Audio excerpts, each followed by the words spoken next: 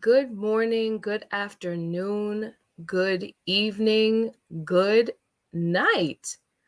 Whatever time of day you're listening to this, because remember, we are all on our own paces when it comes to restoring track records.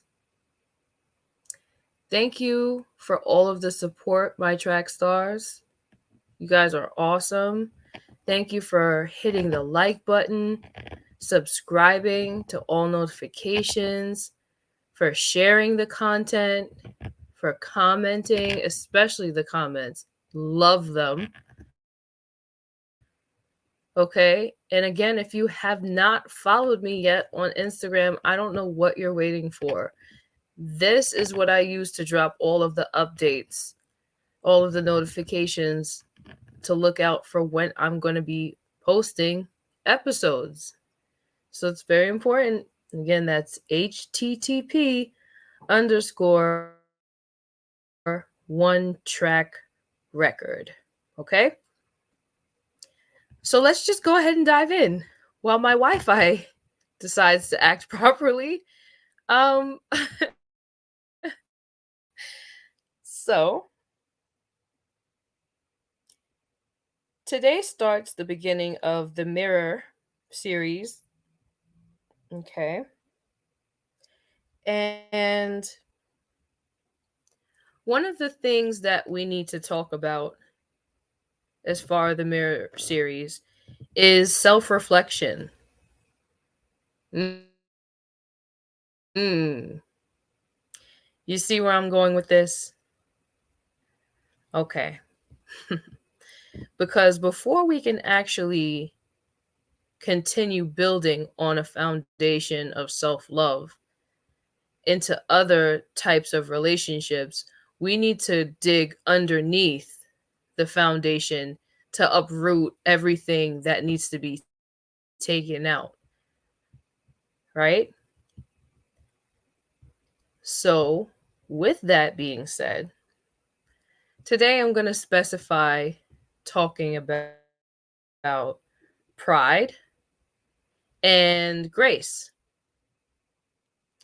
But before I go into a specific piece of mythology, because I know a lot of people were expecting me to just use the Bible and just be Bible based, but I would be a fool if I didn't access other pieces of information that I thought could help illustrate the importance of self reflection. No?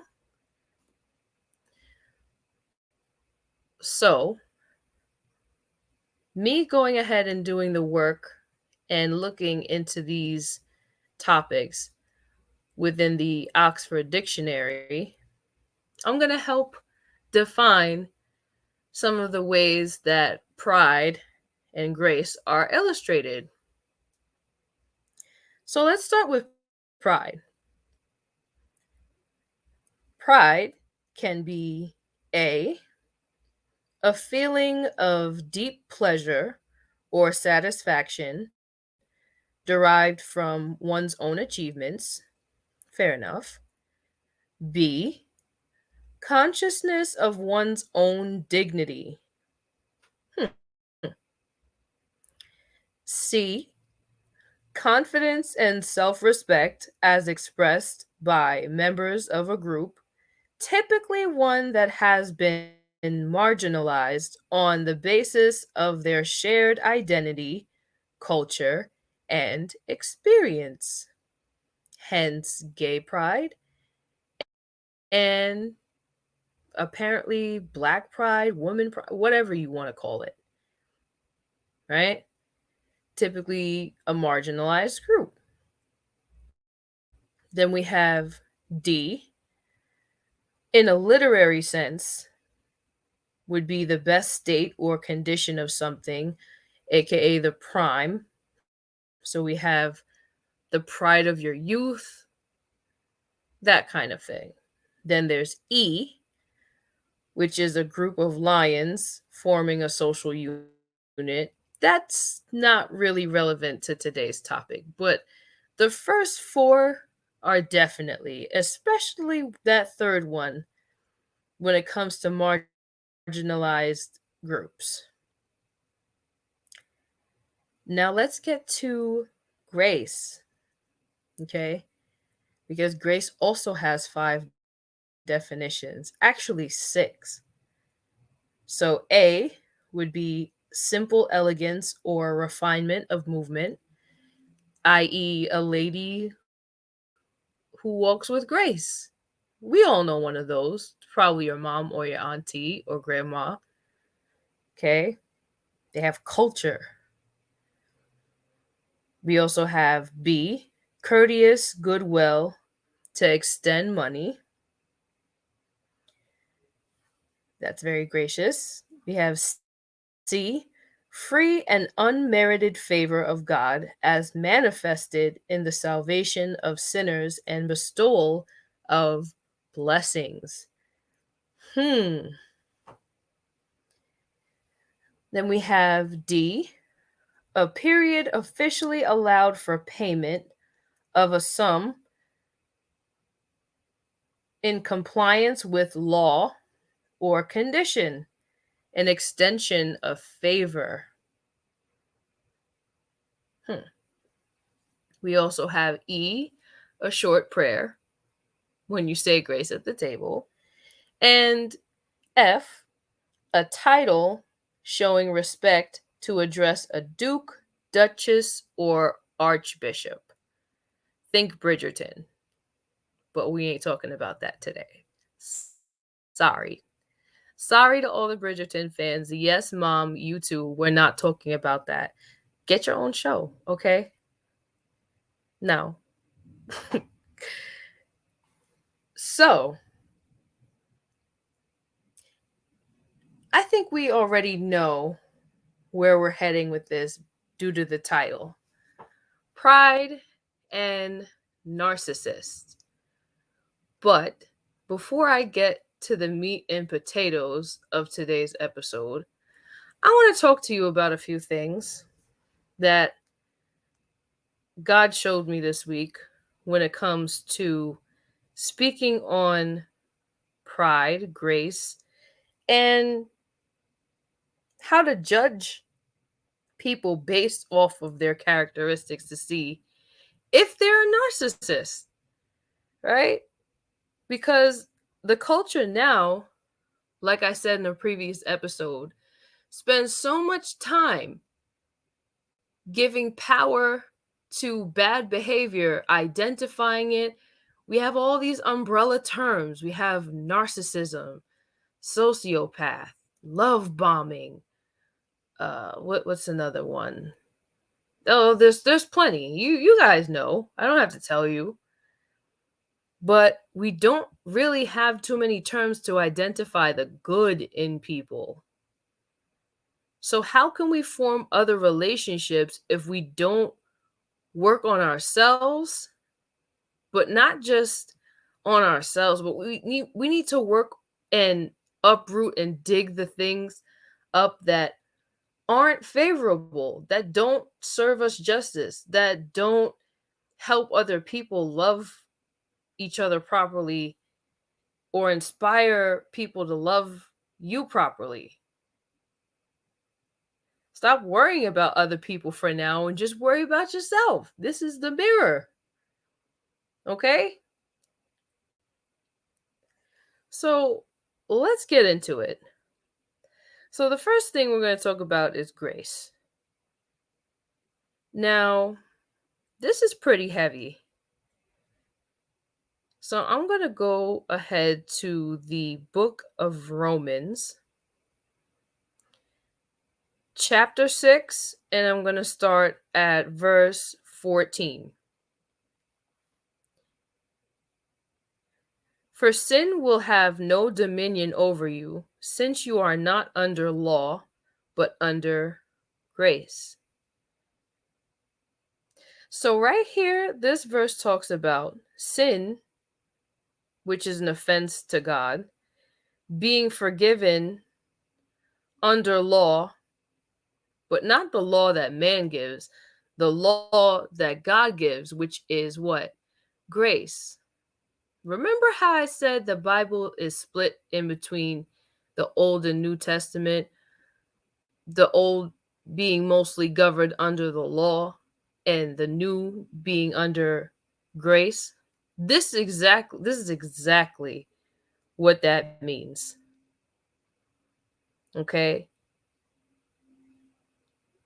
This is exactly why God came to earth in flesh for you, for me, under the sake of grace. Now, I'm going to go ahead and also skip to the book of Ephesians, chapter 2, verse 8. For by grace you have been saved through faith. There goes the F word again, our favorite F word. And this is not your own doing, it is the gift of God, not a result of works, so that no one may boast. Ah, that key word there, boast. So, right here, you see in this verse, the gift of God, which is grace, can never be paid back in the same manner of which it was given. You cannot lay down your life the same way Jesus laid down his. You know why?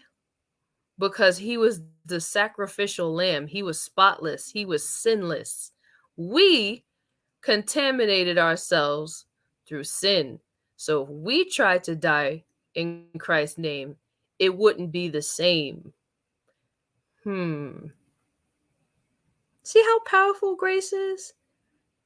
He already knew you couldn't pay the penalty to receive it, but he gave it away anyway, graciously. And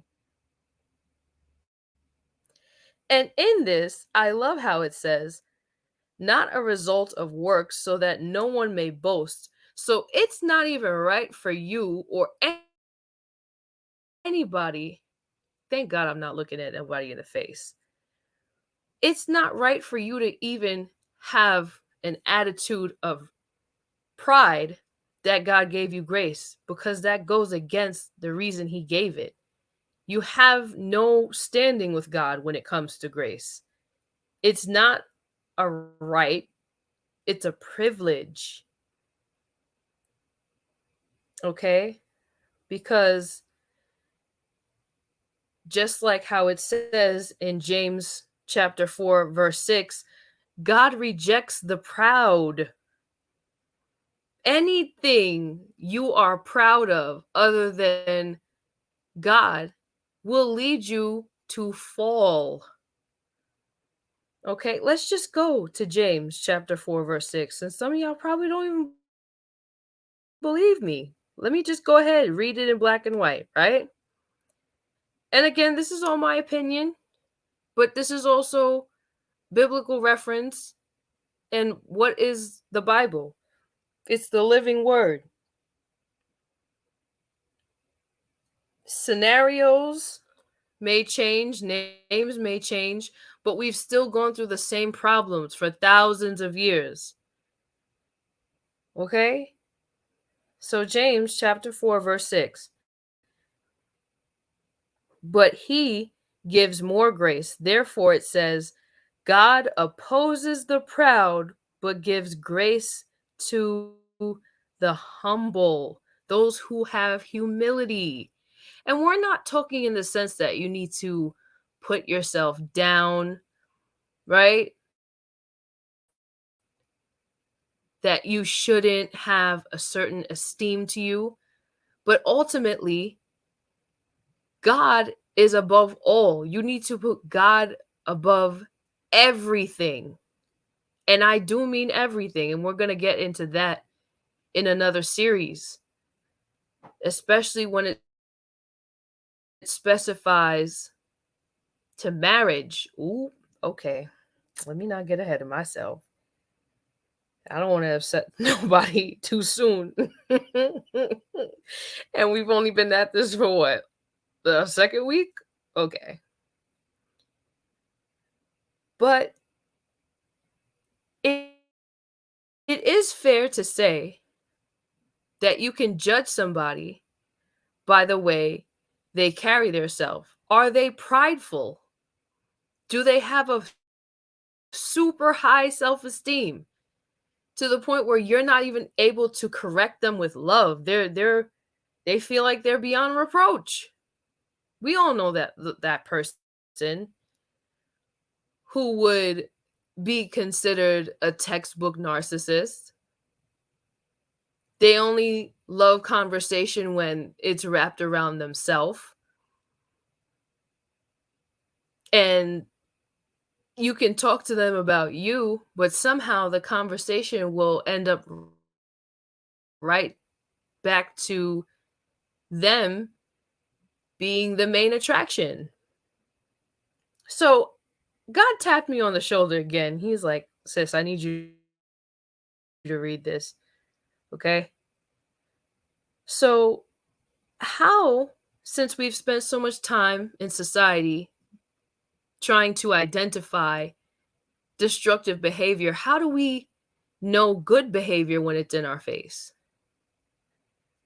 So, the way that we go about doing that is through Matthew chapter 7. And Matthew chapter 7 specifically talks about how to judge each other. Because let's be honest, we can say, "Oh, nobody can judge me but God." And to be fair, that is true. However, there's something that goes hand in hand with judging people and correction, and it's called accountability. All right. Yep. This episode might be done real quick because I already know somebody needs to hear this, that you need to start taking accountability for the things that have happened in your life. No more blaming other people for stupid things you did. And yes, sometimes the things that happen to us aren't all our fault. But what part did you play in your own destruction? All right. So, Matthew, we're going to go to chapter 7, and we're going to skip down to verse 21.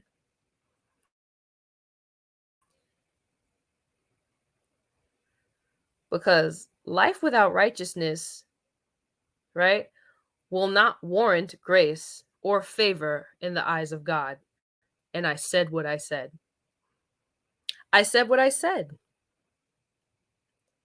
Not everyone who says to me, Lord, Lord, will enter the kingdom of heaven, but the one who does the will of my Father who is in heaven. On that day, many will say to me, Lord, Lord, did we not prophesy in your name and cast out demons in your name and do many mighty works in your name? And then will I declare to them, I never knew you. Depart from me, you workers of lawlessness. So I'll go ahead and break that down for you. So, verse 21 talks about how people who expect to go to heaven, right?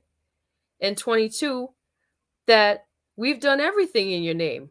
We went on TikTok and Instagram and Facebook and Snapchat, and we recorded ourselves giving food to the homeless, right? I donated to charity as a tax write-off. I'm gonna go to heaven, right?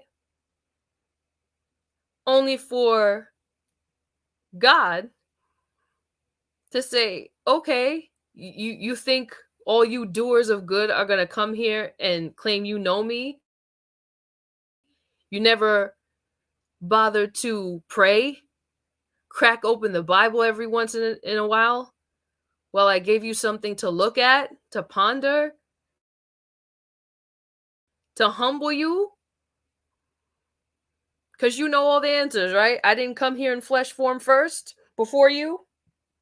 I already know all the temptations that come at you. Satan came at me too. But you won't even humble yourself enough to come to me, ask me for advice, but you'll go to your friend who wants nothing but to see you fail to make them feel better because they're probably a narcissist. You know what I'm saying? Let's just be real. Okay? Can we be real? And then will I declare to them, I never knew you. Depart from me, you workers of lawlessness. What did we just read? That grace was the new law. If you are not working in grace where you are in submission to God, you, my friend, are living a life of lawlessness under God.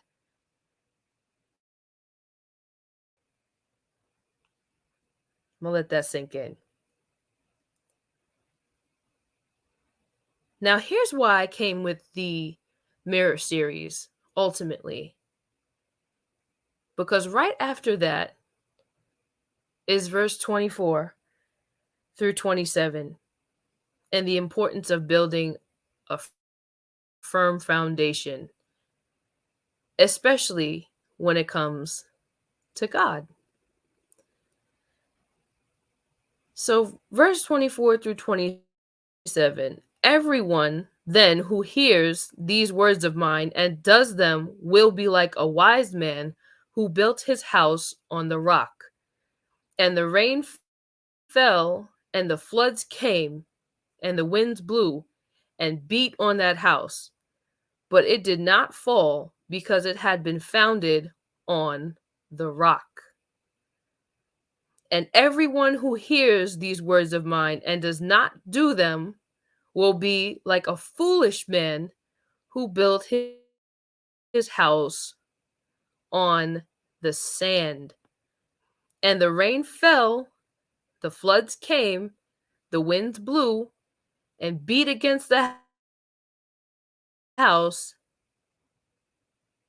and it fell, and great was the fall of it. Are you catching my drift here? This is a whole parable of how having the right foundation, building your house on the rock, building your relationship, your marriage, your friendship,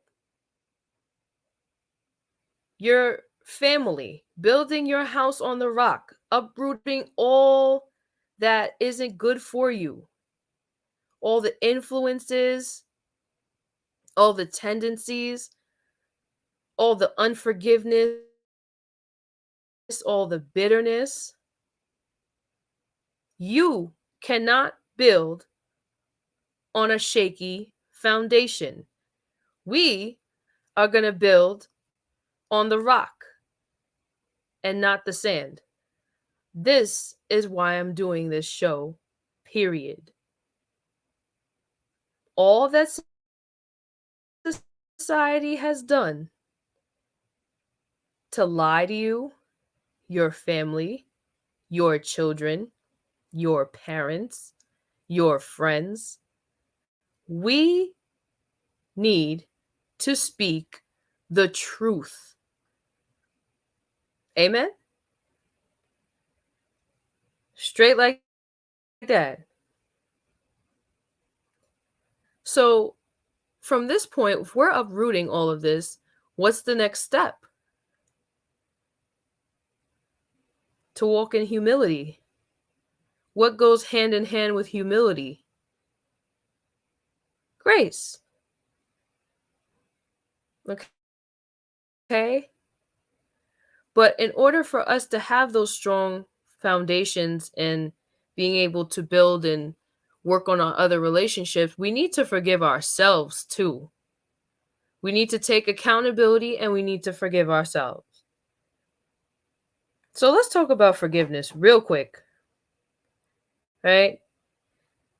So right now I'm going to go to the book of Second Corinthians, chapter 2, and I'm going to read verses 5 through 11. Now, if anyone has caused pain, he has caused it not to me, but in some measure, not to put it too severely, to all of you. For such a one, this punishment by the majority is enough. So you should rather turn to forgive and comfort him, or he may be overwhelmed by excessive sorrow, aka guilt. So I beg you to reaffirm your love for him, for this is why I wrote, that I might test you and know whether you are obedient in everything. Anyone whom you forgive, I also forgive. Indeed, what I have forgiven, if I have forgiven anything, has been for your sake in the presence of Christ, so that we would not be outwitted by Satan, for we are not ignorant of his designs. Just that last part alone, you see that a tool, one of the tools of Satan to get you to sin is what? Pride, which is what got him kicked out of heaven with his legion. 2, unforgiveness. Unforgiveness is literally a key for Satan to the door of your heart. Yeah. All those times you refuse to forgive people, and yeah, just about anybody these days says, "Oh, forgiveness is not for the person, it's for you." As cliche as it is, it's true. It's true. But you know what? Let's talk about it, cuz I got time. Forgiveness doesn't necessarily mean that you give access for anybody to do just anything to you. Okay? It is required by God in order to receive forgiveness from him, to receive forgiveness and give forgiveness to fellow mankind. God is not pleased with us asking for forgiveness if we don't ask for forgiveness for those who we've offended, who's also his creation. I'm talking to somebody today. By the end of this live, I need y'all to go ahead and whoever needs forgiveness, just let them know for your sake. I forgive you. I might not ever be cool with you. It's going to take some time if I want to be cool with you again. But for your sake and mine, I forgive you. Hmm.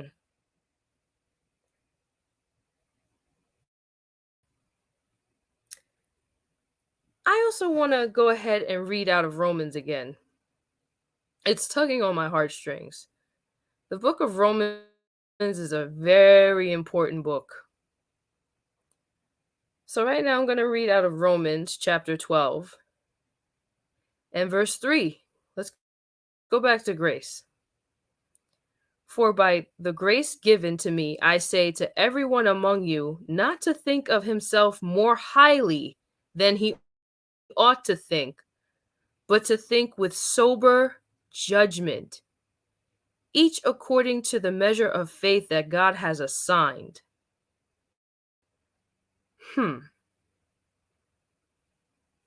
Again, it's okay to humble yourself and not to think more highly than others, because with humility, it also makes you wise. You know what makes you sound real stupid? Arrogance. Oh, all right now.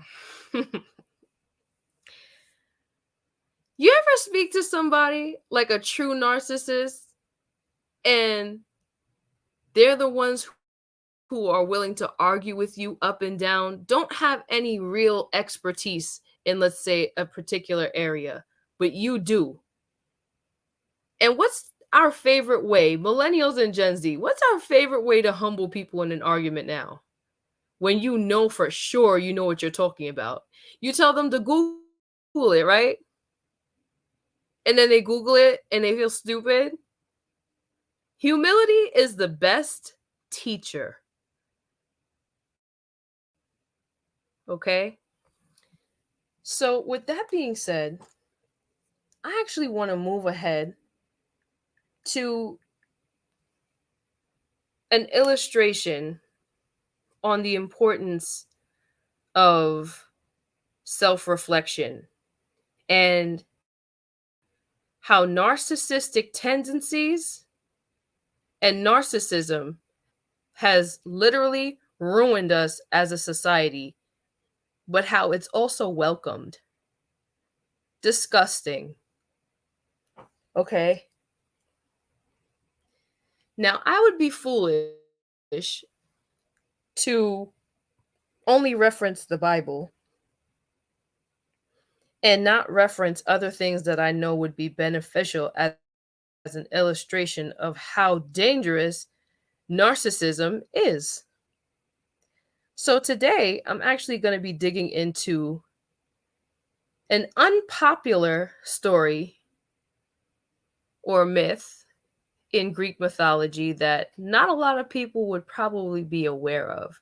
If you are a fan of Greek mythology, you're in for a treat. And you probably already know where I'm going based on the title of this episode.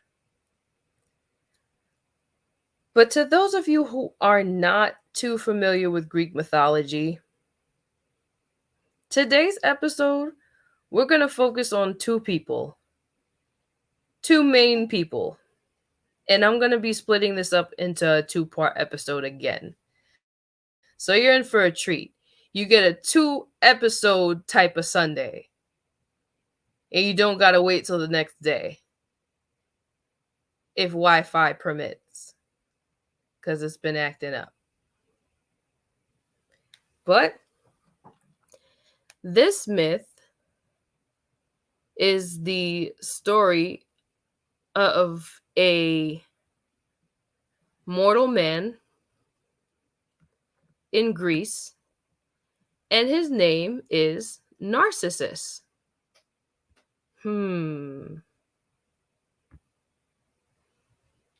Yeah, folks, this is about to get deep.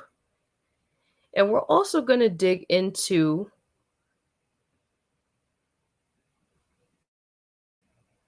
a young lady that he meets, and her name is Echo. And we're going to see the significance of both characters. This is for men and women, this episode. This is a CD. I was almost tempted to split it, but I said, you know what? Nope. We need to hear as a collective. Okay? So I'll be back. We're going to dig in. You guys enjoy, and I will be sending out the notifications in a few. Toodaloo.